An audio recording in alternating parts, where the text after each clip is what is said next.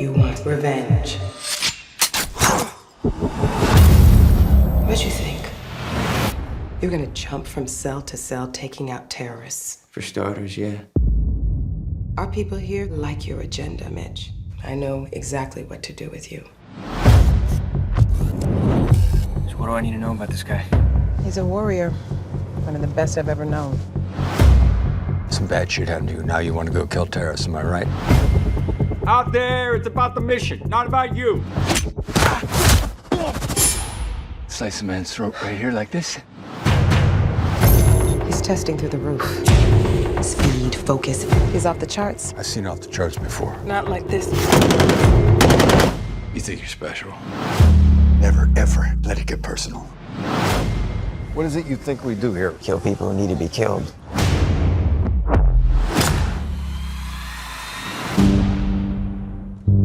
We got a problem. 6 days ago, 15 kilos of plutonium went missing. Take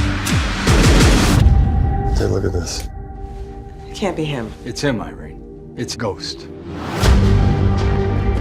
Why's this guy after you? Something personal, sir? Everything he did there, I taught him how to do it. There's a fucking nuke in play. You got 48 hours to stop him.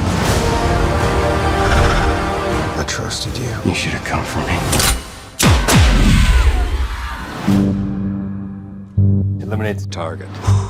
Yes, sir. Where's the rest of your team? Where's the new me?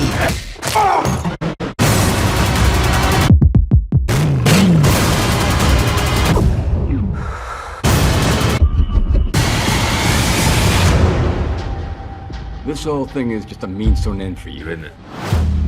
No.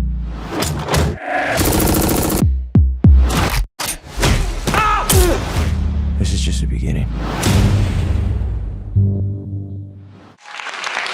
I'd love to hear about how this material came to you, sir, and how you started working on it. Yeah. Just get you the mic there. You guys have been doing it all week. Come on. They're the actors, exactly.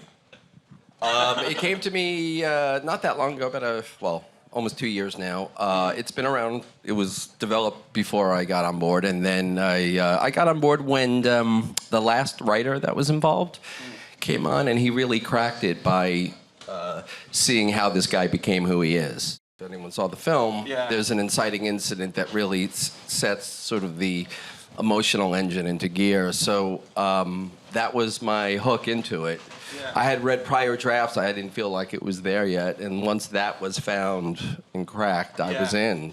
I mean, fans have really been anticipating this character coming to screen. I mean, did you deep dive into those books, and how did you modernize it for this era? Well, yeah, American Assassin is not, the novel is not set contemporary, so we felt like it had to be grounded in today because I think it's too topical not to. So, you know, the inciting incident in this film as far as his trauma. An act of terrorism. Where an act of terrorism that he sort of experiences was different in the book. So we made it more today. And it's fictional. It's not based on any sort of real beach shooting or real terrorist event.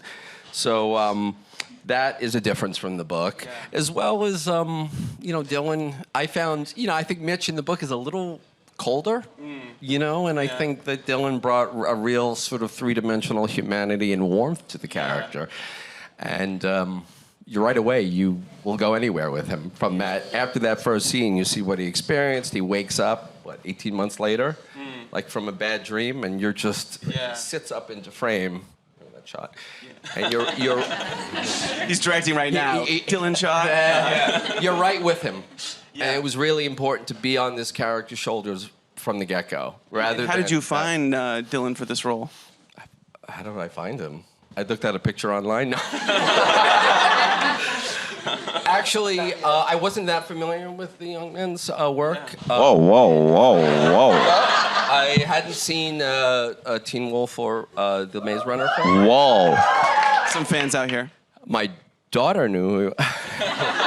And I swear, this is true. I had my first conversation, and there was, you know, names, and I saw Dylan. I'm like, that's the guy, and it was just his face. Yeah. Well, no, I mean, I just intuited that he was just a three-dimensional, real guy. He could be like my son's older friend. Yeah. You know, a young man next door, kind of quality. So that's what brought me in. And then, of course, I watched his work, and I even saw, Deepwater. Deepwater Horizon, exactly, fantastic film. I was in, and then we met and took a few conversations. There we go.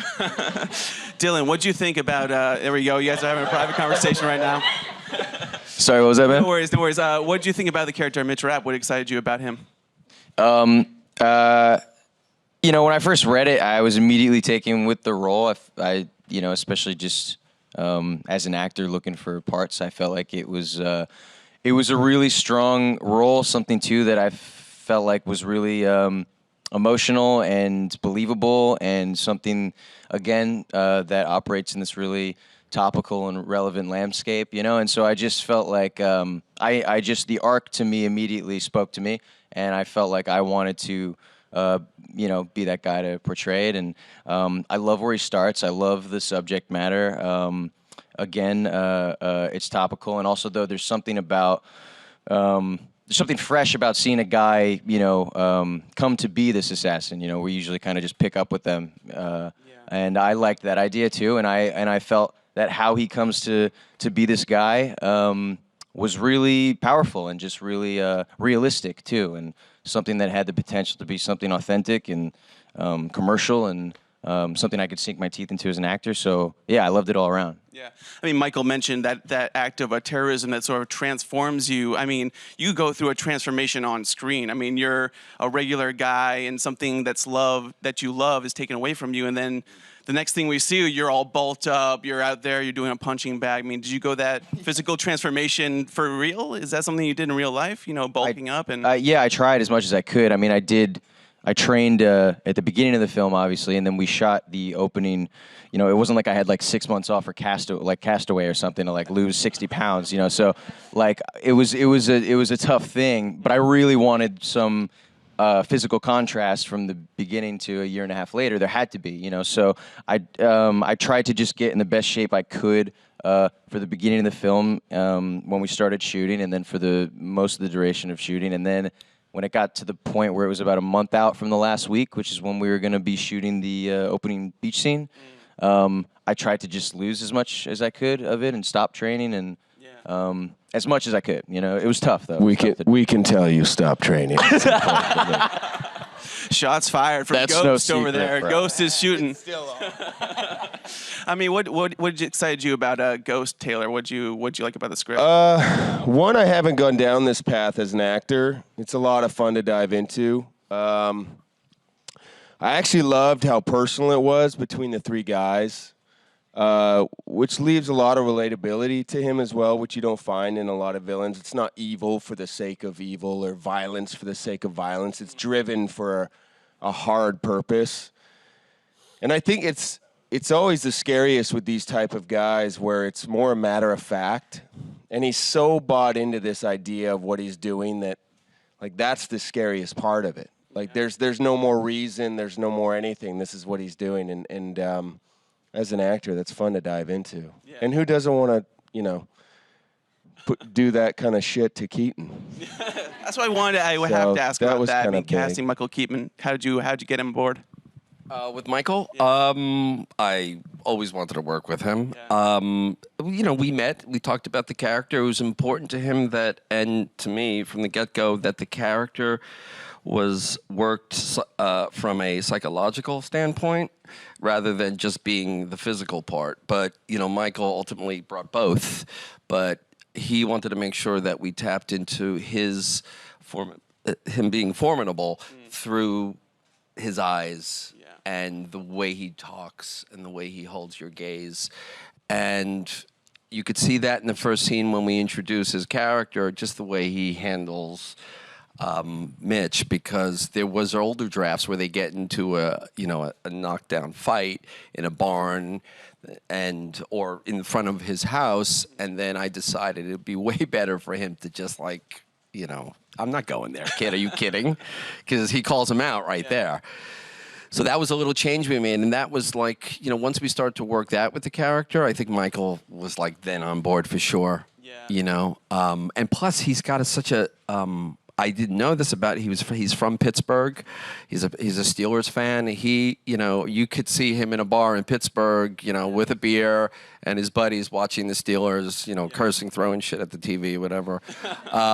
Michael, in his flannel shirt, he has a very sort of grounded, salt of the earth quality. Yeah, it works so perfectly. What's it like to square off with Michael Keaton, guys? You both have scenes where you sort of take him on. Underwhelming comes to mind. Didn't think much of it.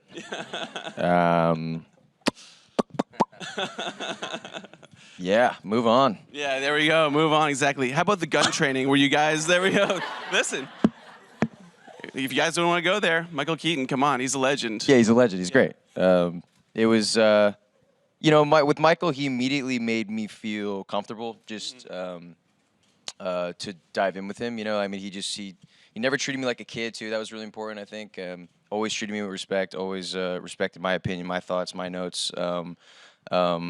So I have a lot of respect for that, in him. And he's a guy, you grow up watching. And so finally to be able to be with on set, I mean, first of all, it's kind of a trip. And then secondly, it's really interesting to observe how he goes about it, Look, I mean, it was a big reason why I signed on. It's that whole scene. There's a sequence where Ghost tortures him, and that's really the whole movie to me. As the motivation stands, as who Ghost is, why he's doing it, the physical part of it.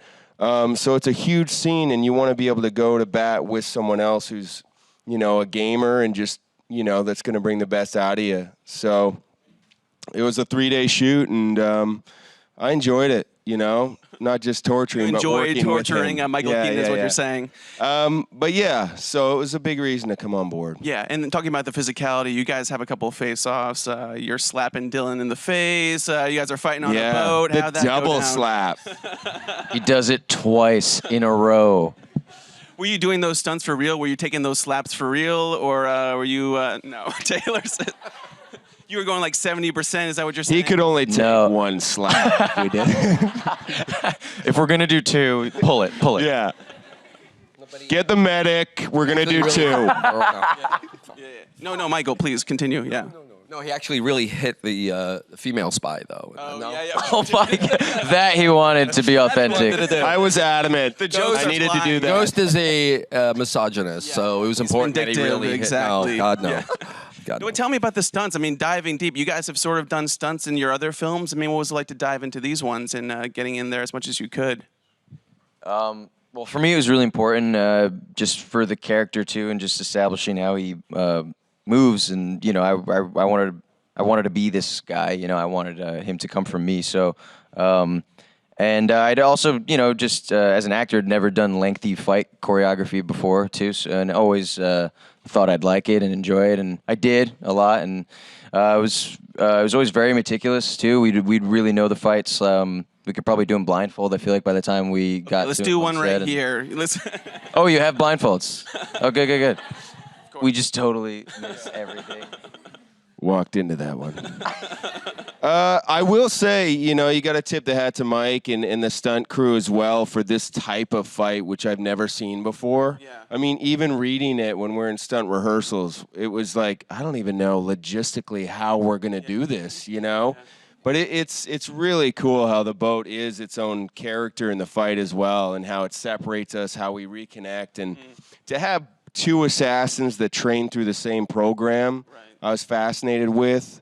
And honestly, I'd want to know who would win between those two kind of, I think that was really cool too, of them coming together that way. Yeah, and this training montage in this film is a little more intense than others. I mean, you're doing jujitsu, you're doing gun training. I mean, were you actually participating in that? Did you actually study some of those martial arts as well? Yeah, well, that was something too. Credit to Buster on this, our stunt coordinator. I think he's a grappler. going back 25 years, and I think it was his idea too to have that kind of to have Mitch be that kind of mixed martial arts grappling style, you know, which I think is cool and fresh, and again, not something we totally see all the time. And so because you know, he had told my trainer, who I was training with in LA at the time, that there was going to be a lot of jiu-jitsu involved, so he started taking me to a jiu-jitsu gym and stuff twice a week.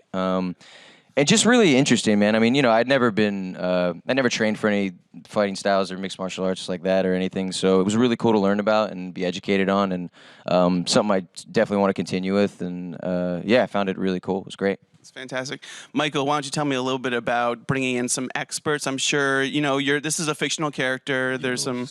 There we go, Ghost. No, Yost. Oh, yeah, Yost. Let's talk about him a little bit. He's, yeah, exactly. Yost was in the CIA, worked with them. He was one of our consultants. I also consulted with Mossad in the writing of the script. How do you approach them about having them consult on a script? Well, he was brought in by the studio. He had already been involved with an earlier draft, but when I spoke with Nissan, the Mossad consultant, it was all about the... how should I put it? It was, he really, really understood this idea that we wanted to get into the script, that especially Dylan doesn't look the part, that this idea...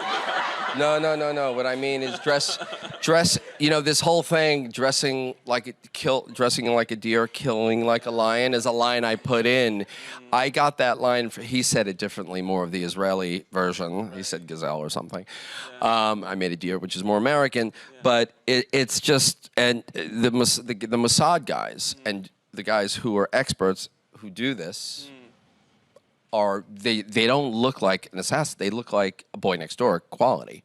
So, no, but that was one thing that was so interesting about Dylan, because I think it's fresh. I think he's an assassin and a operative of this guy's skills of the new millennium. Because you're used to, like, Schwarzenegger or Stallone, and that was all great for that time. But I think in our new, fresh time, to have someone that you don't expect. And that was what I was really working with Nissan about. And then Yost, there's a lot to talk about. Yost is an American. Love this guy. I actually put him in the movie. He's in a scene where... Yeah. Was he? Oh, he's strangling you. That's fun. I think these guys can speak to Yost. Yeah. Why don't you guys talk about some stories that Yost gave you that informed the character, perhaps? Well, Yost was a huge resource for us. I mean, the entire film, with everything, he made everything...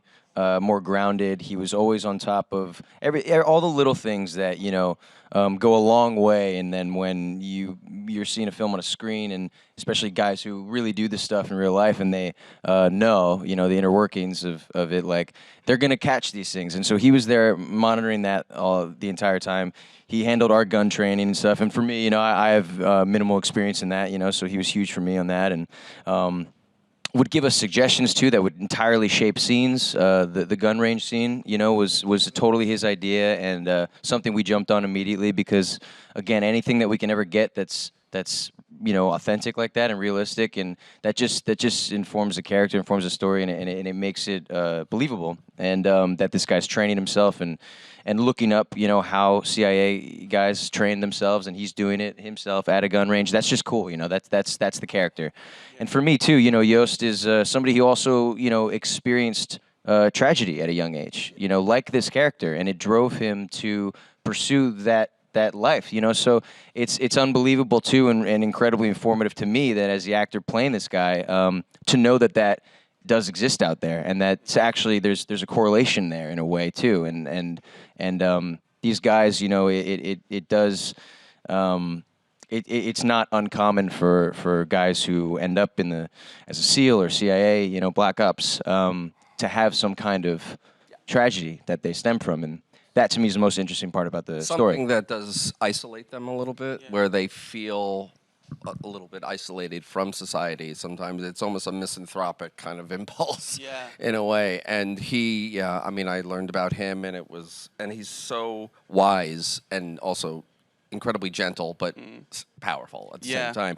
He helped make sense of all these training sequences because, you know, I do something in a range with 4 guns. They get bigger and bigger. Like, Right. he's like, all right, that doesn't make any sense. It's just a picture right now. He says, well, what we would do, and then he would sort of ground it in the real. Yeah. Like timing, like keeping time and all that, and then stepping over this line.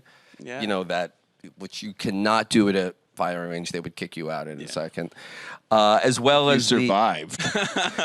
as well as the IKEA. We call it the IKEA sequence. This is home furnishing sequence when him and another agent have to find the bad guy, you know, type of thing. So he was really helpful with making it make sense. It sounds like Because I there's a just lot had a set piece, you know, Yeah. and then he would be helpful. So he would literally come into my office and we'd talk about it, and then Dylan would get involved, and then it would be That's amazing. what we shot. You guys sound like you have a fascination with it still. I mean, do you guys have the next film in order? I mean, I'd love to see a second one of this film. There's a little bit of a cliffhanger I can tell there. you, I'll be back for sure. Ghost will be back. One thing, Yeah. if anyone saw the film, there's the coda part of the film when he is on a beach. Everyone thought it's Ghost floating in the water for a second. Oh, there we go. And then he comes out and it's Mitch Rapp. Yeah, everyone thinks that. I was, you know, when you're so close to something, I'm like, what? That There's doesn't. a lot of how can that theories. be? Yeah, there's a lot of theories out there. Well, we have some questions of the audience that we're going to go to right now. Hi, guys. I wanted to ask how you've grown as a person since becoming an actor, and what would you change about the acting business? Damn. You want to go, or you want me to start? No, you. Interesting. Good question. Creative. Thoughtful. How I've changed as I become an actor. I mean, you know, for me, a lot has changed in a lot of ways. Just because before I was an actor, I mean, I was just a normal kid, you know, going to high school and stuff. And so, in a lot of ways, you know, it's felt like years since my life completely changed, you know, in a lot of ways. Growing as a person, you know, you gain a lot of. I've gained a lot of experience as an actor. I've gained a lot of work experience, responsibility, you know, things like that. Becoming an adult pretty quick all of a sudden after just being able to support myself before I anticipated to be able to. And you meet a lot of people. I've met a lot of great friends, friends I'll have for life. And you know, just experience and things like that. But then also, it's more about, you know, how you grow as a person in your personal life as well too. That kind of takes more maintenance as you become an actor, because you're gone a lot, and you have to really work at keeping up with your personal life too, and your home life and your friends and relationships and stuff, because that'll also inform you as an actor too. So yeah, I think I've totally talked your ear off about that. So Taylor is. No, I mean, I want to know what you would change about the business. You're such a dick. All right, well, I have some opinions on this as well, I guess. You're hilarious. You know, there's a lot. There's the business is it's ever changing. It's always, you know, it goes through a lot of changes all the time. I think right now we're in this generation of regurgitating material right now. Everything's a sequel. Everything's a comic book thing. Everything's an Avengers movie. It's not great, because what it does is, you know, as good as and fun as those movies are, and as someone who used to enjoy them, to be honest, it cuts down on original content out there, and it doesn't promote original material anymore. It sort of becomes the business is very reactant based, you know, and so like if something works, they adjust and do that, you know. So with Marvel, right, and things like that. So now the business has sort of changed course into just doing things like that. They're like, okay, that's what's working. Sequels are working. Things that have already been done are working. And so that just for me, I don't know, as just an, you know, as an actor, I'd like to see more original content, you know, and things like that, you know, just new, fresh material. Things that's where this all started, you know, and that's where it should continue. Well, Me, Well said. Man, that's a heavy, long-winded answer to that. But in short, I'll just say I feel incredibly fortunate to be taking. I'm going somewhere. What I love is just I get to explore. Like growing up, I'm from like a tiny town, but growing up, you're not exposed to these kind of experiences, these people, these life lessons in a sense of just being, 8 years ago, you play a South African during the apartheid, or I just played a cult leader in Waco, or you get to learn just these extreme beats that happen in our history that not only educate you about different people, different pasts, but you grow more in the sense of just having an ability to open yourself up and try to understand the other side or where your point of view is coming or where it's not coming from. So I'm really fortunate about that. And I think one of the best things about it too is that, man, we're spoiled. We are, I came back from Africa on Monday night, and you're working with these organizations, these kids and stuff like that. So like the access we have to make a difference, to do this kind of stuff is incredible. And I think that's something that I'd like to make the whole thing full circle.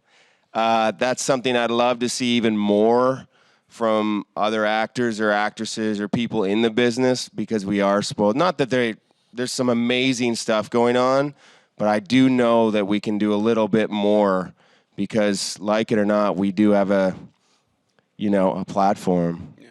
Why don't you, the name of the organization, if you don't mind sharing? Yeah, it's called the African Children's Choir. They've been around for 30 plus years, take kids from war-torn areas, slums, villages in 7 different African countries.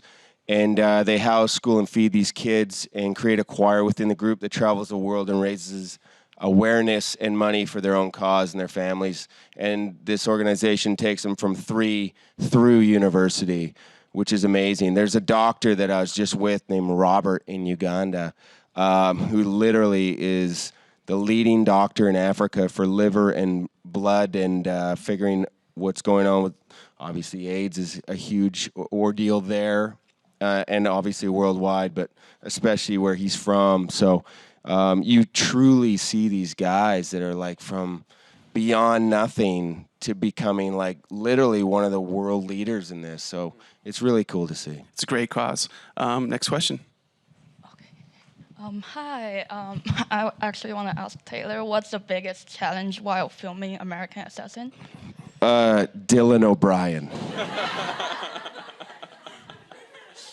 Next question. No, the biggest challenge, I would have loved, I just came off this other firefighting movie. Only the Brave? Only the Brave, yeah, that comes out in October, which is obviously relevant with all these wildfires everywhere, right? There's over 100 in BC right now where I'm from, and obviously with LA getting hit right now real hard. And it's the story of the Granite Mountain Hotshots, but... yeah, I guess I'm a big fan of prep, so I wish I had even more time to prepare, and but that would be my only if I was to play the violin, I would whine about that. Dylan, hardest challenge in this? I wasn't asked that. So I got to answer all the She was questions. looking at you. She specifically said for Taylor, right? Right? Is there something wrong with my hearing, man? One more question. Hi, I'm Kim. Nice to meet you guys. Hi, Kim. I was wondering, when you approach a property like this where there's so much that's important inside the mind of the characters, especially like to delineate between 2 guys that are trained the same way, but they're approaching it in a different way. And in the books, there's a lot going on internally. For filmmaking, I really wonder what you have to think about to get across so much internal stuff without, dialogue. How are you going to approach putting what's going on in their minds on the screen? Yeah, you hope not to rely on exposition and dialogue, as you said. I think its story is to understand what the empathy really is, to understand what the character has gone through. So I think, in my opinion, because I've dealt with a lot of dark dubious characters in my career. I think when they understand them fully and they empathize, you're in. And then the next step is to find a great player, a great actor to, play that. But that's, for me as a director, that's the most important part. And I have a stubborn, I guess, curiosity about people, like darker characters. And I always try to find the light in the dark, so to speak, the empathy. The grays, or good people do bad things, bad people do good things kind of thing. And I know that's sort of popular now, the anti-hero, but it should be more in movies, because television now has obviously really gone there. So he was saying Marvel and sequels and all of that and remakes. Yeah, Hollywood needs to trust, especially the younger generation, more that they are smarter than you think and they want smarter stuff. Because 2 hours of storytelling is a completely different medium than TV. I guess, and the power, it's still a better medium in my opinion. I still love a great movie. So well said. I mean, that's definitely in play in American Assassin, which everybody can see September 15th, if that's correct. And tell all your friends, guys. Thanks so much for being here, guys. Really appreciate it. Thank you, guys. Thanks, guys. Thank you. Thank you. Thank you.